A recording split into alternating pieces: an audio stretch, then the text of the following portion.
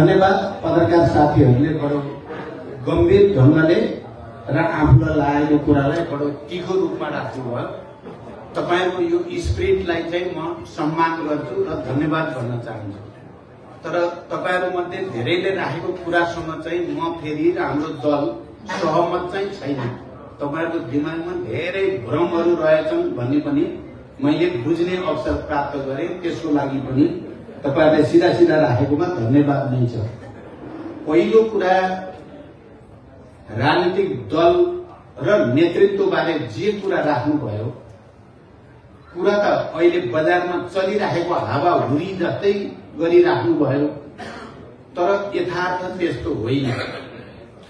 राजनीतिक दलहरू निश्चित विचार, दर्शन, राजनीतिक कार्यक्रमबाट सञ्चालित हुन्छन्। राजनीतिक दलहरूले संविधान र कानूनमा व्यवस्था भए अनुसार अधिवेशन र सम्मेलनद्वारा निर्वाचनबाट नेतृत्व चयन गर्छन्।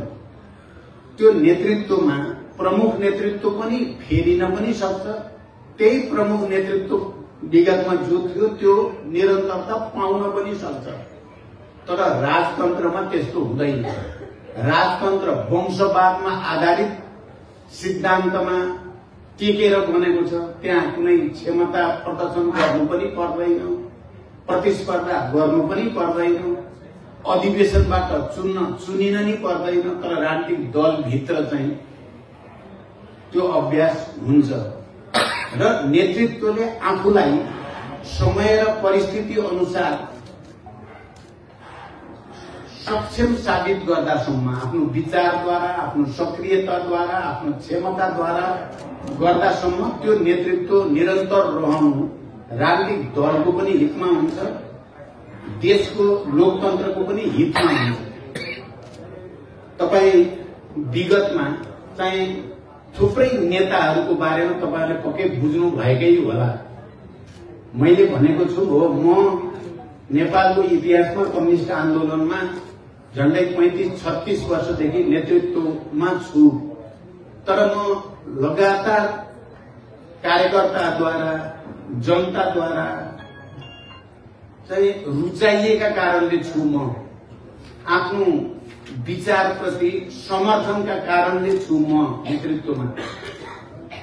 जबसम्म त्यो परिस्थिति रहिराख्छ र मैले देशको लागि र जनताको लागि केही योगदान गरिरहेको हुन्छु, मलाई हटाउनु पर्ने आवश्यकता तपाईहरुलाई किन पर्यो?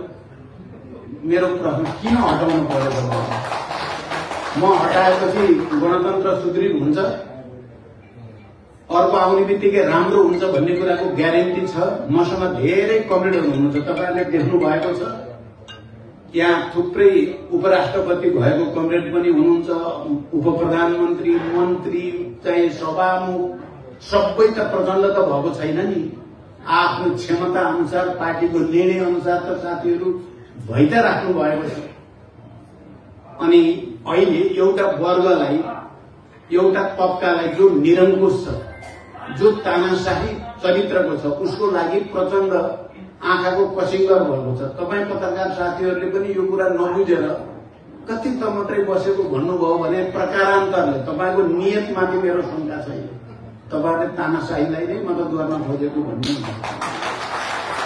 तपाईले यो कुरा किन नबुझेको? तपाई अर्को नेता देखाउनुहोस्। 71 वर्षको उमेरमा पनि देशव्यापी अभियान बिहान 5 बजेदेखि बेलुका 10 बजेसम्म लगातार खट्ने देखाउनुहोस् त। भने यो पक्षलाई तपाईहरुले किन विचार गर्नुहुन्न? यसको महत्त्वलाई किन विचार गर्नुहुन्न भन्दा कहीं न कहीं कन्फ्युजन छ भन्ने कुरा हो। वंशवादको सिद्धान्त र लोकतन्त्रवादको सिद्धान्तलाई एकै ठाउँ घालमेल गरिदिनु अन्ततः वंशवादलाई मद्दत गर्नुहुन्छ, जुन सामन्तवादसँग जोडिएको छ भन्ने सिद्धान्त पनि पक्कै तपाई पत्रकार साथीहरूले बुझ्नु भएकै होला। त्यसकारण यो तुलना हुने कुरा होइन। अन्ततः कुरा के चाहिँ हो भने तपाई कुन विचारद्वारा निर्देशित हो भन्ने कुरा मुख्य हुन आउँछ। तपाई कुन राजनीतिक मान्यताद्वारा निर्देशित हो भन्ने कुरा मुख्य हुन आउँछ। तपाईले 100 वर्षसम्म नेतृत्व गरे पनि गणतन्त्र, जनता लोकतन्त्र सबैको निम्ति लडिराख्नु भएको छ भने तपाई बुढो भनेर तपाईलाई अपमानित गर्नुपर्ने कारण रहँदैन। तपाई भर्खरको जवान हुनुहुन्छ तर तपाई तानाशाहीको पक्षमा, निरङ्कुशताको पक्षमा, अस्ति चाहिँ चैत्र 15 गते जस्तो आगजनी र हत्याको पक्षमा हो भने तपाई भर्खरको ठिटो भए पनि काम छैन। यो अन्ततः विचारको कुरा हो, सिद्धान्तको कुरा हो। तैपनि म तपाईहरुलाई के भन्छु भने म फेरि बसिराखु भन्ने चाहना भएको अवस्था मेरो आज होइन। मैले थुप्रै उत्तराधिकारीहरू जन्माएको छु भन्ने मलाई गर्व छ। थुप्रै कमरेडहरू मसँग हुनुहुन्छ, सक्षम कमरेडहरू हुनुहुन्छ, 101 हुनुहुन्छ, तपाईहरुले देख्नु भएको छ। त्यसकारण उपयुक्त विधि प्रक्रिया मार्फत मैले फेरि आफू अलि भिन्न भूमिकामा जाने सोची पनि राखेको छु, भनी पनि राखेको छु। कारण मेरो व्यक्तिगत चाहनाको कुरा होइन यो। देशको आवश्यकता र जनताको आवश्यकतासँग पनि यो रिलेटेड छ भनेर बुझ्न जरुरी छ। अहिले नेतातन्त्र भन्ने गरिएको छ, यो पनि मलाई बिल्कुल गलत बुझाइ र गलत भाष्य हो भन्ने लाग्छ। किन नेता बिनाको पार्टी, नेता बिनाको आन्दोलन, नेता बिनाको लोकतन्त्र दुनियाँमा कहीँ पनि देखिएको छैन।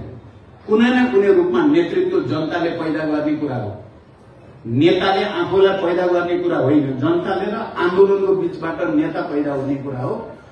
तपाईले नेतालाई बढी गाली गर्नुभयो भने त्यसको अर्थ के हुन्छ भने तपाई निर्दलीयतातिर, तपाई निरङ्कुशतातिर, तपाई वंशवादलाई समर्थन गर्ने तयारी गर्दै हुनुहुन्छ भने अर्थ लाग्छ।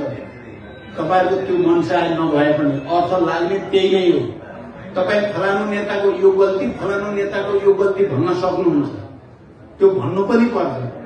तर नेतातन्त्र भनेर राजनीतिक दल र नेतृत्व सम्पूर्णलाई बदनाम गर्ने कोसिस गर्नु लोकतन्त्र विरोधी चिन्तन हो भन्ने मलाई लाग्छ। दोस्रो, तेस्रो, तपाईहरुमा अहिले पनि यहाँ आयो सत्तामा हुँदा एउटा कुरा, त्यसपछि फेरि सत्ता प्राप्तिको निम्ति फेरि छिनझपटी, यही त हो तपाईहरुको भने जस्तो गरी तपाईहरुले सोध्नुभयो। योसँग पनि म बिल्कुल सहमत छैन, किनकि त्यो सत्य होइन। तपाईले देख्नुभयो पछिल्लो चोटि 18 महिनामा सरकारको नेतृत्व गर्दा एउटा अभियान हामीले चलायौं, भ्रष्टाचार विरोधी अभियान। भ्रष्टाचारका विरुद्ध प्रधानमन्त्रीको कुर्सीमा बसेर अभियान चलाउन सजिलो कुरा होइन।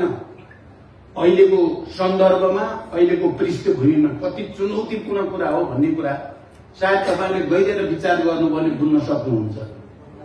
आफू स्वच्छ नभइकन, आफू कुनै भ्रष्टाचारमा मुछिएको छैन भन्ने कुराको आत्मविश्वास नभइकन प्रधानमन्त्रीको कुर्सीमा बसेर राजनीतिक दलका नेताहरू जसमाथि भ्रष्टाचारको आरोप लगाएको छ उनलाई मुद्दामा ल्याउने, कानूनको दायरामा ल्याउने कुरा, राज्यको जमिन व्यक्तिको नाममा बनाउने भूमाफियाहरूलाई त्यो जग्गा फिर्ता ल्याउने आँट गर्ने कुरा, तपाईको चाहिँ सामाजिक न्यायको क्षेत्रमा मिटर ब्याज पीडितहरूको पक्षमा ऐन बनाएर उनीहरूलाई न्याय दिलाउन अगाडि बढ्ने कुरा, सामाजिक सुरक्षा कोषमा आबद्ध अहिले 15 लाख भन्दा बढी विदेशमा भएका नेपालीहरू मैले घोषणा गरेपछि आबद्ध भइरहेका छन्।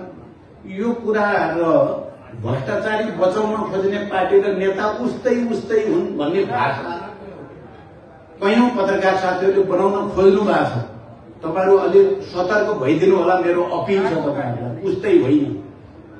भ्रष्टाचारीलाई कारबाही गर्न, निरङ्कुशताका विरुद्ध, तानाशाहीका विरुद्ध लड्ने पार्टी र नेता र भ्रष्टाचारी बचाउन मरिमेट्ने उस्तै हुन् भन्ने भाष्य पनि लोकतन्त्रका विरुद्ध छ, जनता र राष्ट्रका विरुद्ध छ। यो भाषा पनि सच्याउन जरुरी छ भनेर म तपाईहरुलाई भन्न चाहन्छु। अनि तपाईहरुले के, म अहिले देशव्यापी अभियानमा झापादेखि अहिले हामी जो निक्लेका छौं, सिंगै नेतृत्वको टिम जनताको घरमा के पाउनुभयो भनेर सोध्नुभयो एकजना साथीले। धेरै कुरा पाइसकेका छौं। सबभन्दा बढी त के भने हामीले विगतमा जुन मुद्दा, जुन वर्ग, जुन समुदायको हितको निम्ति समर्पित भएर लडेका थियौं, हामी उनीहरूका जान ढिलो गरेकोमा जनतामा निकै ठूलो पीडा रहेछ, चिन्ता रहेछ भन्ने हामीले सिक्यौं। शहीद परिवार, बेपत्ता योद्धा परिवार हामीलाई भेट्दा जसरी उहाँहरूले संवेदना र भावुकता प्रदर्शन गर्नुभयो, हामीले त्यसबाट सिकिराखेका छौं। हामीले अलिकति त बाटो बिराएकै थियौं र हामी अहिले ठिक बाटोमा हिँडेका छौं भन्ने आत्मविश्वास टिक्यौं हामीले। जनताले हामीलाई जसरी वृद्धदेखि युवा युवतीदेखि बाल बच्चासम्मले पनि अब हाम्रो भरोसा फेरि एकचोटि माओवादी केन्द्रतिर, माओवादी नेतृत्वतिर, प्रचण्डतिर छ भनेर भावुक भएर आउने हजारौं हजारको संख्या हामीले जो देख्यौं हुलाकी मार्ग वरिपरि, त्यसले हामीलाई थप जिम्मेवारी बोध भएको छ र सरकारमा चाहिँ 84 सम्म नजाने हाम्रो निर्णयमा एउटा नयाँ दृढता पैदा भएको छ। तपाईहरुलाई त सरकारमा जान हतार गरेर होला, बिल्कुल होइन। म तपाई भैरवाका पत्रकारहरू, रूपन्देहीका पत्रकार साथीहरूलाई भन्न चाहन्छु, बिल्कुल होइन। हामीलाई अब फेरि एकचोटि हामी त्यो त्रुटि गर्ने पक्षमा हामी छैनौं। तपाईहरुले देख्नुभयो, यो हामीले भन्नको लागि भनेको होइन। हामी सरकारमा तपाईहरुले भन्नुहुन्छ कुर्सी प्राप्तिको लागि जे पनि गर्ने होइन।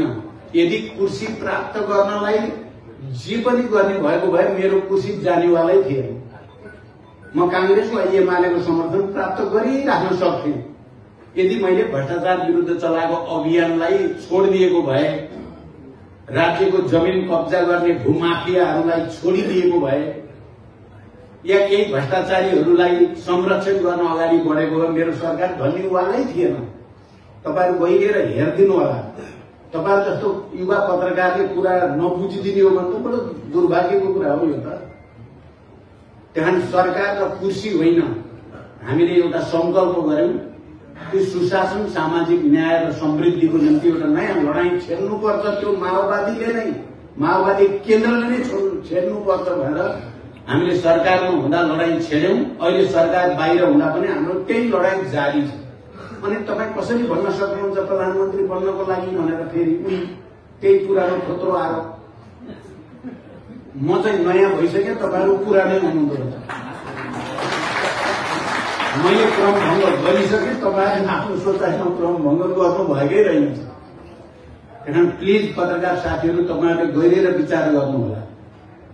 सबै उस्तै हुन् भन्ने भाषाले तानाशाहीलाई मद्दत गर्छ, लोकतन्त्रलाई होइन। त्यसकारण यिनै कुराहरू हुन्। अब अहिले हामीले चाहिँ हुलाकी मार्ग यो अभियानमा हामीले किसानका समस्या के रहेछन्, मलबिउका समस्या, सिंचाईका समस्या, उत्पादकको वृद्धिसँग सम्बन्धित समस्या, बजारीकरणका समस्या, शीत भण्डारको आवश्यकताका समस्या धेरै बुझ्ने मौका पायौं। हामीले शहीद बेपत्ता परिवारहरूका पीडा नजिकबाट बुझ्ने मौका पायौं र हामीले त्यसलाई लिपिबद्ध गर्दैछौं। सबै मागपत्र ज्ञापनहरूलाई एकै ठाउँमा केन्द्रित गरेर राष्ट्रिय रूपमा हामी स्थापित पनि गर्दैछौं। एयरपोर्टको विषय, अब एयरपोर्टको विषय मेरो नेतृत्वमा सरकार हुँदा धेरै मेहनत गरेर यो एयरपोर्ट सञ्चालनको वातावरण बनेको थियो, बनाउँदै गएका थियौं। एयरपोर्ट सञ्चालनमा आएको पनि थियो। सरकारले यो एयरपोर्ट सञ्चालनको निम्ति भैरवामा स्वास्थ्य परीक्षणसँग सम्बन्धित, श्रम स्वीकृतिसँग सम्बन्धित अन्य विषयको भौतिक पूर्वाधार चाहिँ भैरवामै बनाउने भन्ने घोषणा पनि म निक्लेपछि भएको पनि थियो। तर सरकारले गरेको घोषणा अनुसार कार्यान्वयन नभएको हुनाले, विभिन्न दबावमा परेको हुनाले अहिले अप्ठ्यारो स्थिति आएको छ। आज बिहान मात्रै पनि मलाई ज्ञापन पत्र बुझाइएको छ। यो एयरपोर्ट सञ्चालनमा ल्याउनु नै पर्छ हर हालतमा। तपाईहरु त झन् यहाँको नै पत्रकार र नागरिक हुनुको नाताले तपाईहरुको पनि जिम्मेवारी छ। मेरो लडाईँ यो विषयमा पनि निरन्तर अगाडि बढ्छ। धन्यवाद।